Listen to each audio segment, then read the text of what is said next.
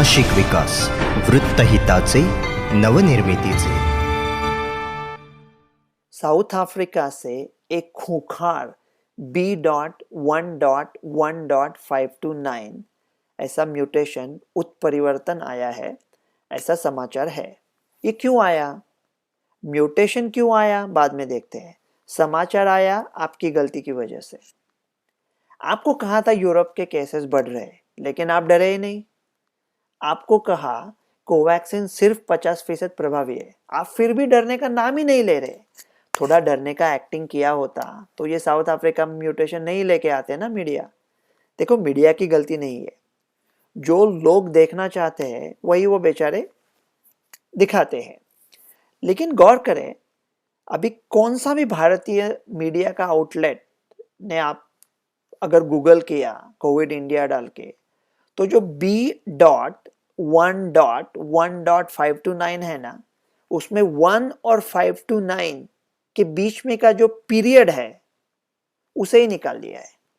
क्या कॉपी मारते हैं एक दूसरे के, एक गलती की सबने गलती की। जरा देखो यार, थोड़ा तो करोड़ों लोग पढ़ते हैं, इतना संपन्न और सार्वभौम देश है भारत, कितनी बड़ी लोकसत्ताक पद्धति है, कितने करोड़ों लोग फॉलो करते हैं, कितनी छोटी छोटी गलतियां, बहुत लज्जा की, बहुत बहुत शर्म की बात है कैसा प्रिंट करते हैं।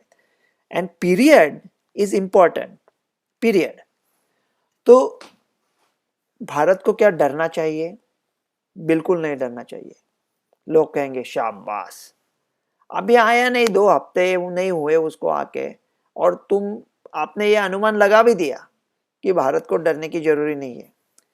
भाई साहब, वो कुछ 2 हफ्ता पहले नहीं आया है, उसको आके काफी महीने हो चुके हैं।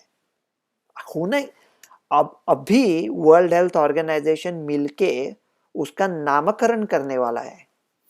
सो जो बच्चे का अभी नामकरण अभी करने वाले हैं, उसका उगम तो उसको 9 महीने पहले ही हुआ होगा ना, काफी हफ्ते पहले हुआ है वो।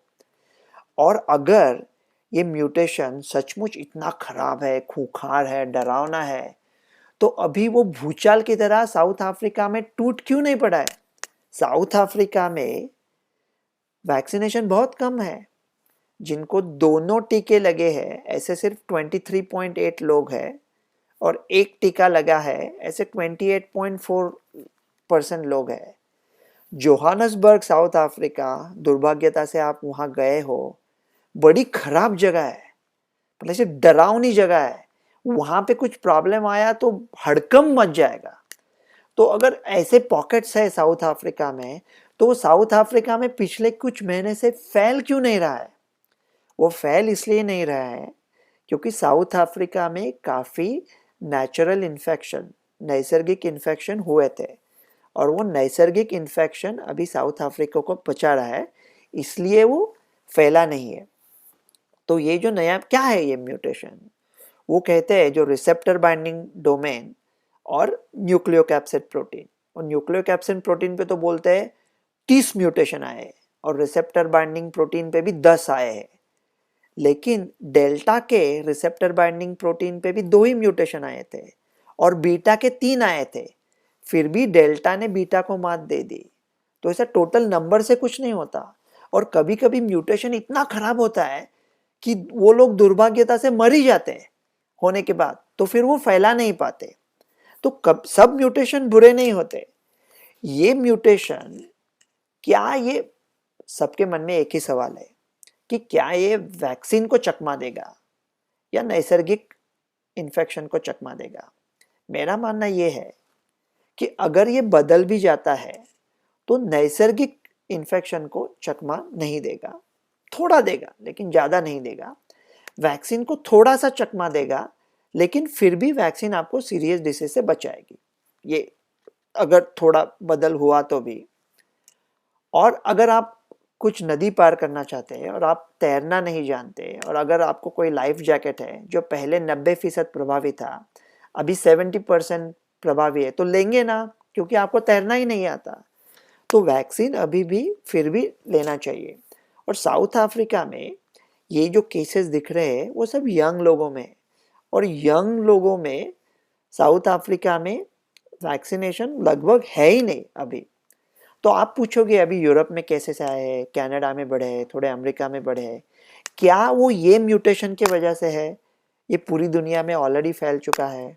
नहीं, क्योंकि ये म्यूटेशन का डर हमें ये है कि ये वैक्सीन को चकमा देगा।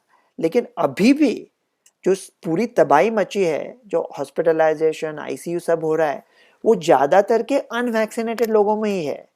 तो अगर वैक्सीन आपको बचाती है तो फिर डर किस बात का?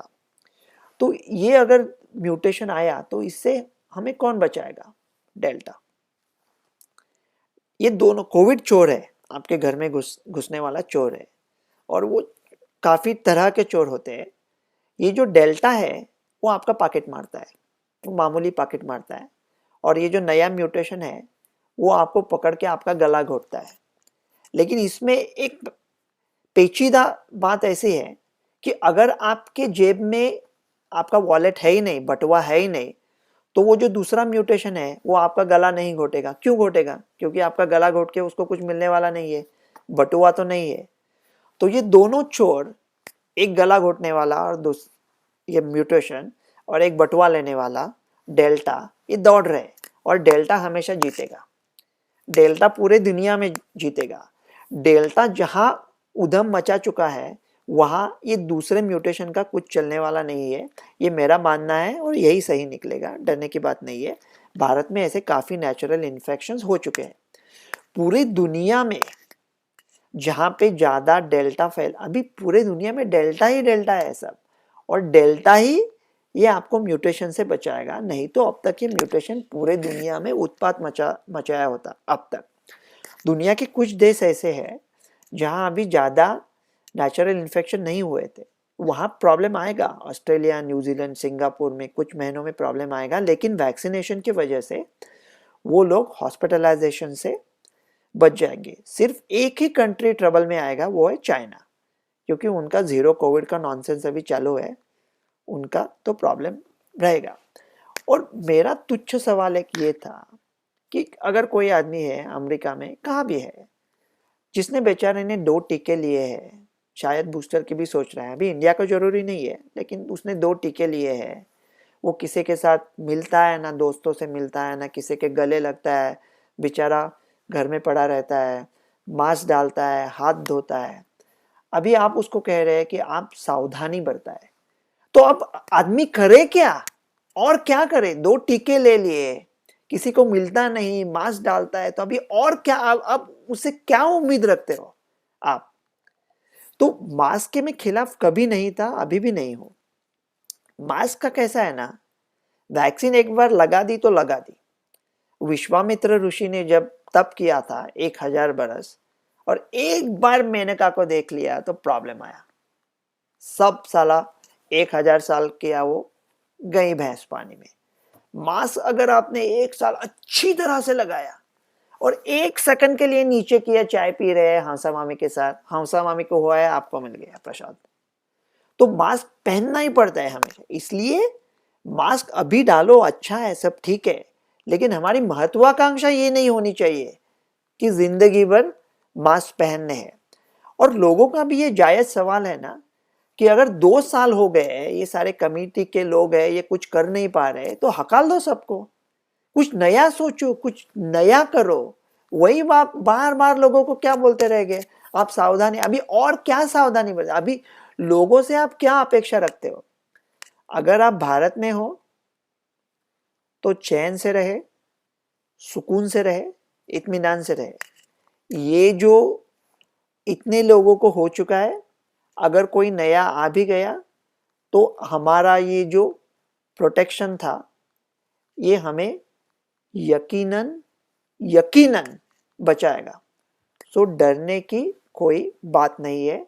इस साउथ अफ्रीका म्यूटेशन का वगैरह आप अभी उसके बारे में सोचना ही छोड़ दो। वो कहते हैं ना, भूल गए तुम जिसे, याद करे कौन उसे, जिसे तुम याद हो और किसे याद करे। किसी अच्छी चीज़ की याद करें और वही याद दिल में रखें, बाकी सब ये मायूस चीज़ों को भूल जाए आप। डॉक्टर रवि गुड से।